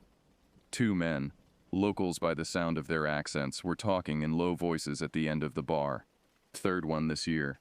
One of them was saying, "Can't be a coincidence." "Shh," the other man hissed. "We don't talk about that. You know the rules." "Rules be damned," the first man retorted. "People are dying. We can't just ignore it." "And what would you have us do? You know what happened last time someone tried to—" Their voices dropped even lower, and I couldn't make out the rest of the conversation. But what I had heard was enough to send a chill down my spine. Third one this year. Were there other incidents, like what I had witnessed? And why was everyone so intent on keeping it quiet? As I made my way back to Pinecrest Lodge that night, the streets of Whispering Pines seemed darker, the shadows deeper. Every rustle of leaves, every snapping twig made me jump. I couldn't shake the feeling that I was being watched, that something was out there in the darkness, waiting. Back in my room, I double-checked the lock on my door and drew the curtains tight. But as I lay in bed staring at the ceiling, I knew that sleep would be a long time coming. The peaceful retreat I had sought had turned into something far more sinister, and I was beginning to fear that I had stumbled into a nightmare from which there might be no easy escape. The next morning dawned gray and overcast, matching my mood perfectly. I had managed to snatch a few hours of restless sleep, but my dreams had been plagued by shapeless terrors, and the sound of inhuman howls echoing through endless forests. As I made my way downstairs, I could feel the tension in the air. The other guests were subdued, speaking in hushed tones that fell silent as I entered the room. News of my discovery had clearly spread, and I could see the mixture of curiosity and fear in their eyes as they glanced my way. Martha bustled about, trying to maintain an air of normalcy, but I could see the strain in her smile, the worry lines etched more deeply around her eyes. As she set a plate of eggs and toast in front of me, she leaned in close. "Bernard's asking for you," she murmured. "Says he needs to talk to you. Urgent-like." I nodded, my appetite suddenly gone. Bernard, the seasoned hunter who had shown me the trails, might have some insights into what was happening. At the very least, he knew these woods better than anyone. After choking down a few bites of breakfast, I made my way to Bernard's cabin on the outskirts of town. The old hunter was waiting for me on his porch, a rifle cradled in his arms and a grim expression on his weathered face. "Took you long enough," he growled as I approached. "Come on inside. We need to talk." Bernard's cabin was a cluttered space, every surface covered with hunting trophies, old books, and various tools of his trade. He gestured for me to take a seat while he paced the room, his agitation palpable. "I heard about what you found," he said finally, coming to a stop in front of me, "and I think it's time you knew the truth about Whispering Pines." Over the next hour, Bernard spun a tale that seemed too fantastic, too horrifying to be true. But as he spoke, pieces began to fall into place, and a terrifying picture emerged. According to Bernard, the forests around Whispering Pines had always been home to something ancient and malevolent. The indigenous people who had lived in these lands long before the town was founded had legends of shape-shifting creatures that hunted in the deep woods, taking on the form of their prey to lure them to their doom. When the first settlers came here, Bernard continued, his voice low and intense, they thought the stories were just superstition, but then people started disappearing. Hunters would go out into the woods and never return. Children would vanish from their beds in the night. The town had tried to fight back, organizing hunting parties to track down whatever was plaguing them, but they were woefully unprepared for what they found. "It was a massacre," Bernard said, his eyes haunted by the memory. "Those that survived, well, they came to an understanding with the creatures. A pact of sorts. The terms of this pact, as Bernard explained them, turned my stomach. The town would turn a blind eye to occasional disappearances, write them off as tragic accidents or animal attacks. In return, the creatures would limit their hunting, would not attack the town directly. But lately," Bernard said, his voice dropping to a whisper, "something's changed. The attacks are becoming more frequent, more brazen. What you saw out there, that's just the beginning." As Bernard's tale came to an end, I sat in stunned silence, trying to process what I had heard. Part of me wanted to dismiss it as the ramblings of a superstitious old man, but after what I had seen, could I really afford to disbelieve him? "Why are you telling me this?" I asked finally. Bernard's eyes met mine, filled with a mixture of fear and determination. "Because you've seen them now. You're a part of this whether you want to be or not. And because I think you might be able to help us end this, once and for all." Before I could ask what he meant, a piercing scream shattered the quiet of the afternoon. Bernard was on his feet in an instant, grabbing his rifle. "It's starting," he said grimly. "They're coming out of the woods." As we rushed out of the cabin, the peaceful facade of Whispering Pines was crumbling around us. In the distance, I could see shapes moving at the edge of the forest, shapes that seemed to shift and change as I watched. The air was filled with screams and the sound of breaking glass. Bernard pressed a handgun into my palm, the metal cold and unfamiliar in my grip. "Stay close," he ordered, "and whatever you do, don't let them touch you."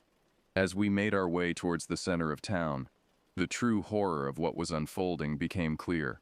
The creatures Bernard had spoken of were real, and they were attacking the town with a savagery that defied belief. I caught glimpses of them as we moved, grotesque, shifting forms that seemed to be a nightmarish blend of human and animal characteristics. Townspeople ran in panic, while others barricaded themselves in buildings. I saw Deputy Collins organizing a group of armed men, trying to mount some kind of defense, but against these creatures, conventional weapons seemed to have little effect. "We need to get to the old church," Bernard shouted over the chaos. "There's something there that might help us." As we fought our way through the panicked crowds, I couldn't help but wonder what I had gotten myself into. This peaceful Oregon town had become a war zone, and I was caught in the middle of a conflict I barely understood. But as I followed Bernard towards whatever salvation he thought we might find, one thing was clear. The Whispering Pines I had come to for a relaxing getaway was gone. In its place was a nightmare beyond anything I could have imagined, and survival was far from guaranteed. The old church Bernard spoke of stood on a hill overlooking the town, its weathered spire reaching towards the sky like a finger pointing accusingly at the heavens. As we made our way up the winding path, the sounds of chaos from the town below grew fainter, replaced by an eerie silence that seemed to press in on us from all sides. Bernard led the way, his rifle at the ready, every line of his body taut with tension. I followed close behind, the unfamiliar weight of the handgun a constant reminder of the danger we were in. My heart pounded in my chest, and every rustle of leaves or snapping twig made me flinch, expecting to see one of those monstrous shapes lunging at us from the undergrowth. "What exactly are we looking for?" I whispered as we approached the church. Bernard's response was terse. "A weapon. Something the first settlers brought with them. Something that can hurt these creatures." The church door creaked ominously as Bernard pushed it open, the sound echoing in the still air. Inside, the air was heavy with the scent of dust and decay. Weak light filtered through grimy stained glass windows, casting multicolored shadows across the floor. As my eyes adjusted to the gloom, I saw that the interior of the church was in a state of advanced decay. Pews lay overturned, their wood rotting and split. The altar at the far end was covered in a thick layer of dust, and cobwebs hung like funeral shrouds from every corner. Bernard moved purposefully towards the altar, his eyes scanning the floor. "It should be here somewhere," he muttered. "A trapdoor, ah." With a grunt of effort, he shoved aside a fallen piece of masonry, revealing a small, iron-bound door set into the floor. The lock had long since rusted away, and it took both of us to heave the door open, revealing a narrow stone staircase descending into darkness. "Down there?" I asked, unable to keep the tremor from my voice. Bernard nodded grimly. "Down there. Stay close, and keep your eyes open. No telling what might be waiting for us." The stairs seemed to go on forever, spiraling down into the earth.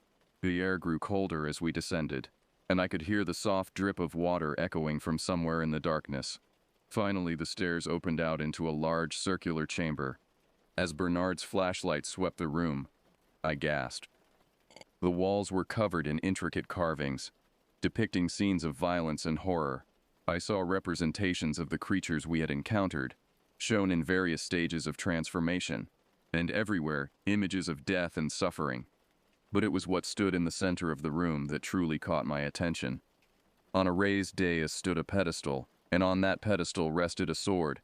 It was unlike any weapon I had ever seen, its blade seeming to shimmer and shift in the beam of the flashlight as if it couldn't quite decide what shape it wanted to be. "That's it," Bernard breathed, a note of awe in his voice. "The weapon that can end this nightmare." As Bernard reached for the sword, a low growl echoed through the chamber. We spun around to see one of the creatures crouched in the doorway, its form rippling and changing as it prepared to attack. What followed was a blur of violence and terror. Bernard moved with a speed that belied his age, snatching up the sword and meeting the creature's charge. The blade seemed to come alive in his hands, leaving trails of silver light in the air as it sliced through the monster's shifting flesh. I stood frozen, the gun forgotten in my hand, as Bernard and the creature engaged in a deadly dance. The old hunter was holding his own, but I could see that he was tiring. With each passing moment, the creature's attacks grew closer to finding their mark. In that moment, something snapped inside me. The fear and confusion of the past few days crystallized into a burning determination. I raised the gun, took careful aim, and squeezed the trigger. The report of the gunshot was deafening in the confined space. My shot went wide, but it was enough to distract the creature for a crucial moment. Bernard seized the opportunity, driving the mystical sword deep into the monster's writhing form. There was a sound like reality itself tearing apart, and the creature dissolved into a cloud of foul-smelling mist. As the last wisps faded away, Bernard stumbled back, leaning heavily on the sword. "Good shot, kid," he panted. "Thought I was done for there." But our victory was short-lived. From above, we could hear the sounds of more creatures entering the church. The scrape of claws on stone and inhuman growls echoed down the stairwell, growing louder with each passing second. "We need to get out of here," Bernard growled, hefting the sword. "This isn't the place to make our stand." I nodded, my mouth too dry to speak. We made our way to the stairs, Bernard taking the lead with the mystical sword at the ready. As we ascended, the sounds of the creatures grew louder, more frenzied. It was clear they knew we were there, and they were coming for us. We burst out of the trapdoor into the main body of the church, only to find ourselves surrounded. At least half a dozen of the monstrous beings had us cornered, their forms shifting and writhing in the dim light filtering through the stained glass windows. What followed was a nightmare of violence and terror. Bernard was a whirlwind of motion, the mystical sword leaving trails of silver light as it cut through the air. I did what I could with the handgun, my shots more often serving as a distraction than doing any real damage. But for every creature we took down, it seemed two more took its place. We were being overwhelmed, and both Bernard and I were tiring rapidly. Just as it seemed all hope was lost, a thunderous boom shook the church to its foundations. Through the shattered remains of the church's main doors strode Deputy Collins, leading a group of townsfolk armed with an assortment of weapons. The cavalry had arrived, and not a moment too soon. "Get down," Collins bellowed, and I hit the floor just as a barrage of gunfire erupted around us. The creatures, caught between Bernard's mystical sword and the onslaught of bullets, began to fall. Those that could fled, their inhuman shrieks of rage and pain fading into the distance. As the dust settled, I struggled to my feet, my ears ringing from the gunfire. Bernard stood in the center of the church, the sword glowing faintly in his grip, surrounded by the dissipating remains of the creatures we had fought. "It's not over," he said grimly, his eyes meeting mine. "This was just the first wave. We need to end this once and for all." Over the next few hours, as the sun began to set, we fortified the church as best we could. The townsfolk, now fully aware of the threat they faced, worked tirelessly under Bernard and Deputy Collins' direction. Windows were boarded up, makeshift barricades were erected, and everyone who could hold a weapon was armed. I found myself in the thick of it all, moving from group to group, helping where I could and trying to boost morale. The terror of the day's events had left its mark on everyone, but there was a grim determination in the eyes of the townspeople. They had lived under the shadow of this threat for generations, and now that it was out in the open, they were ready to fight. As night fell, an unnatural silence descended over Whispering Pines. The forest seemed to press in around us, the darkness between the trees alive with malevolent intent. We gathered in the church, a small army of frightened but resolute individuals, waiting for the attack we knew was coming. Bernard stood at the front of the church, the mystical sword gleaming in the flickering candlelight. He had spent the last hour explaining to everyone what we were up against, sharing the secret history of Whispering Pines that had been hidden for so long. "These creatures," he said, his voice carrying to every corner of the room. "They're not just animals, they're not just monsters. They're a corruption of nature itself, a cancer that's been growing in these woods for centuries. But tonight we have a chance to end it." He held up the sword, its blade seeming to drink in the light around it. "This weapon was forged to fight these abominations. It can hurt them, kill them in a way nothing else can, but it needs to strike at the heart of their power." A murmur ran through the crowd. Deputy Collins stepped forward, his face etched with concern. "What do you mean, Bernard? Where is this heart?" Bernard's eyes met mine, and I felt a chill run down my spine. I knew what he was going to say before the words left his mouth. "The clearing," I said, my voice sounding strange to my own ears. "Where I found the remains. That's it, isn't it?" Bernard nodded grimly. "It's their nexus, the source of their power in this world. If we can get there, if we can use the sword at the center of that clearing, we can end this nightmare once and for all." A heavy silence fell over the church as the implications of Bernard's words sank in. What he was proposing was nothing short of a suicide mission, a push into the heart of enemy territory. To my own surprise, I found myself stepping forward. "I'll go," I said, my voice steadier than I felt. "I found it once. I can find it again." Bernard's weathered face broke into a grim smile. "I was hoping you'd say that, kid. But you're not going alone. I'm coming with you." Others began to volunteer. Deputy Collins, Tom from the lodge, and a handful of the braver townsfolk. As we began to plan our assault, the first howls of the night split the air outside. The battle for Whispering Pines had begun. What followed was a night of terror and heroism that I will never forget. The creatures came in waves, throwing themselves against our defenses with mindless ferocity. The air was filled with the crack of gunfire, the screams of the wounded, and the inhuman shrieks of our attackers. Through it all, our small strike team fought our way out of the church and into the woods. Bernard led the way, the mystical sword cutting a path through any creature that dared to come close. I was right behind him, my borrowed gun long since emptied, now armed with a makeshift spear. The forest seemed to come alive around us, branches reaching out to snag our clothes, roots rising to trip our feet. More than once we lost members of our team to the shadows. Their screams quickly cut short. By the time we reached the clearing, our group had been whittled down to just 4: Bernard, Deputy Collins, Tom, and myself. The sight that greeted us there will haunt me for the rest of my days. The clearing was transformed. Where before there had been only forest floor and scattered leaves, now there was a pulsing organic mass that covered every inch of ground. It writhed and pulsated, and at its center, a pillar of darkness rose into the sky, seeming to drink in all light around it. Surrounding this abomination were dozens of the creatures. All turned towards us as we burst into the clearing. For a moment, everything was still, as if the very air was holding its breath. Then Bernard let out a battle cry that seemed to shake the trees themselves, and charged towards the central pillar, the sword held high. The clearing exploded into chaos. The creatures swarmed towards us, their forms shifting and changing as they attacked. Deputy Collins and Tom fought back to back, their weapons a blur as they held off the horde. I found myself face to face with one of the larger creatures, its body a nightmarish blend of bear and something decidedly not of this world, as its claws raked across my chest, sending waves of burning pain through my body. I drove my spear deep into its shifting mass. The creature let out a shriek that seemed to pierce my very soul before dissolving into mist.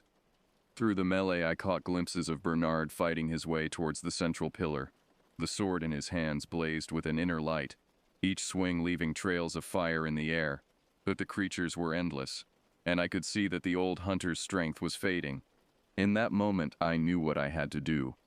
Ignoring the pain of my wounds, I fought my way towards Bernard. "The sword!" I shouted over the din of battle. "Bernard, give me the sword!" His eyes met mine, and I saw understanding flash across his face. With a final burst of strength, he cut down the creatures between us and tossed the sword through the air. I caught it by the hilt, feeling a surge of power course through my body. The sword seemed to come alive in my hands, its weight perfect, its balance flawless. With a cry that came from some primal part of my being, I charged towards the pillar of darkness. The world seemed to slow down around me. I was aware of everything: the creatures lunging at me, the cries of my companions, the pulse of the corrupt earth beneath my feet, but none of it mattered. All that existed was the sword in my hands and the pillar of darkness before me. With a final leap, I plunged the sword into the heart of the darkness. There was a moment of absolute silence, as if the entire world had taken a collective breath.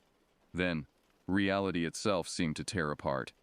A shockwave of pure force exploded outward from the sword, sending me flying backwards. The creatures around us let out a collective shriek of agony before dissolving into mist. The pulsing mass on the ground withered and died, crumbling to ash. As I struggled to my feet, I saw the pillar of darkness collapse in on itself, imploding with a sound like the death cry of a dying god. Then silence fell over the clearing. It was over. We had won. The days that followed were a blur of recovery and reconstruction. The toll on Whispering Pines had been severe. Many lives had been lost and much of the town lay in ruins. But as we worked to rebuild, there was a sense of hope that I hadn't felt before. The shadow that had hung over this place for generations was finally lifted. Bernard, despite his wounds, threw himself into the reconstruction efforts.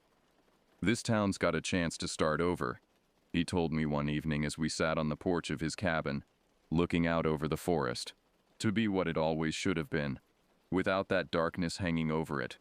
As for me, I found that I couldn't bring myself to leave. The quiet Oregon town I had come to for a relaxing getaway had changed me in ways I was only beginning to understand. The mystical sword, its purpose fulfilled, had crumbled to dust after that final battle, but I could still feel its power within me, a reminder of the thin line between our world and the realms of darkness that lie just out of sight. Whispering Pines would rebuild. It would heal. And I would be there to see it happen, to help in whatever way I could. The forest that had once held such terror now felt like home, and I knew that whatever darkness might still lurk in the shadows of this world, there would always be those willing to stand against it. As I sit here now, writing down this account of the incredible events that transpired in that small Oregon town, I can't help but look out my window at the pine trees swaying in the breeze. They whisper their secrets to the wind, but now, those whispers no longer fill me with dread. Instead, they remind me of the strength we found within ourselves when faced with unimaginable horror, and the light that can be kindled even in the darkest of places. The shadows may never truly be gone from Whispering Pines, but neither will those who stand ready to face them. And in that knowledge I find a peace I never thought possible in the wake of such terror.